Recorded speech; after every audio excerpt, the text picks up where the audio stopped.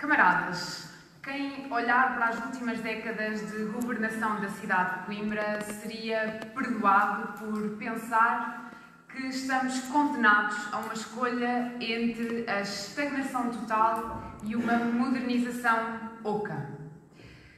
Paira no ar uma espécie de uma política da impossibilidade. Vivemos num fim dos tempos, em que nada é possível e não há nada mais além das duas faces da moeda que nos quiseram oferecer. Durante décadas, a cidade de Coimbra esteve presa a um passado mítico, que talvez até nunca tenha existido. E durante esse marasmo não fomos capazes de imaginar um conceito diferente, coeso, que fornecesse uma boa vida para quem aqui vive, agora. Ficámos, no fundo, presos à trica, ficámos presos à mesquinhez política, às quesilhas locais e não fomos capazes de imaginar um concelho que fosse bom para nós vivermos.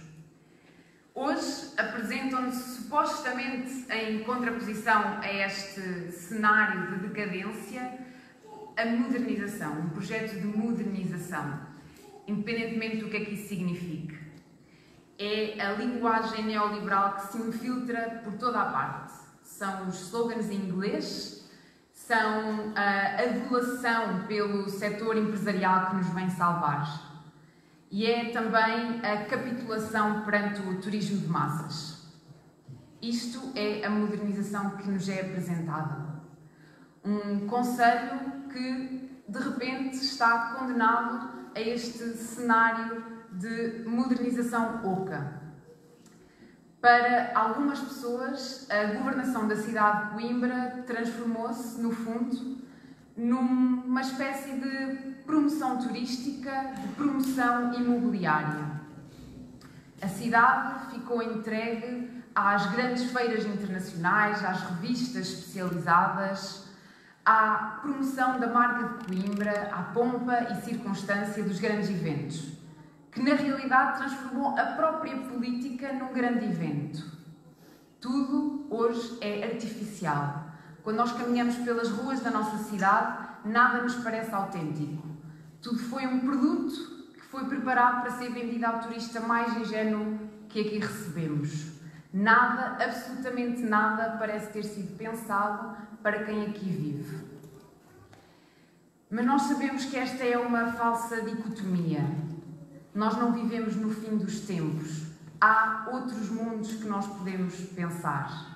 Não podemos aceitar que nos condenem a esta dicotomia em que entram uns e saem outros, numa rotatividade que lhes permite, revezando-se, aplicar sempre o mesmo programa. Nós sabemos que ele é sempre o mesmo programa. E é por isso que nós precisamos de resgatar a ideia de utopia. Porque nós sabemos que para mudar mesmo temos que combater este estado de coisas. E para resgatar a utopia precisamos, antes de mais, de resgatar a nossa capacidade de imaginar uma cidade diferente. E isso significa, desde logo, a utopia do transporte público gratuito, em que nós não temos que escolher entre qualidade e acessibilidade, porque o transporte, a mobilidade, é um direito, não pode ser um privilégio. Também a utopia do cuidado, em que nós criamos uma comunidade para os mais velhos, para os mais novos, que cuidamos realmente uns dos outros. E também uma utopia da dignidade, para aqueles que aqui nasceram, mas também para aqueles que buscam Coimbra para encontrar um local onde sonham uma vida melhor. É também este nosso programa de uma utopia para combater a emergência climática, transformando a cidade numa fortaleza que nos vai permitir combater as grandes aflições que se apresentam no nosso futuro, com a consciência que o desafio exige da nossa parte uma transformação total. É também a utopia da habitação digna para toda a gente, contra a especulação imobiliária que transforma os nossos lares em ativos financeiros, porque a habitação é um direito fundamental.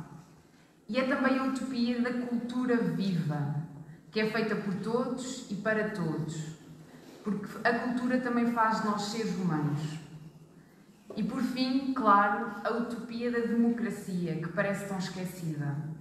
Contra todos os discursos paternalistas que nós temos ouvido nestes últimos dias, que nos dizem que não podemos utilizar mecanismos de democracia participativa direta, que têm medo dos cidadãos e, pior, que desconfiam que os cidadãos têm competências para decidir a sua própria vida.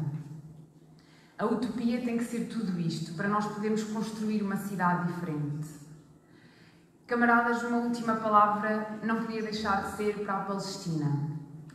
O governo português, nos últimos tempos, tem adotado uma postura completamente abjeta. De Paulo Rangel já ninguém esperava competência e muito menos o mínimo zelo no exercício das suas funções. Mas não esperávamos o grau de vassalagem a que nós estamos a assistir. Entre a subserviência de Rangel e o escárnio de Montenegro, somos todos nós que saímos humilhados enquanto povo português. E em Coimbra as coisas não são muito diferentes.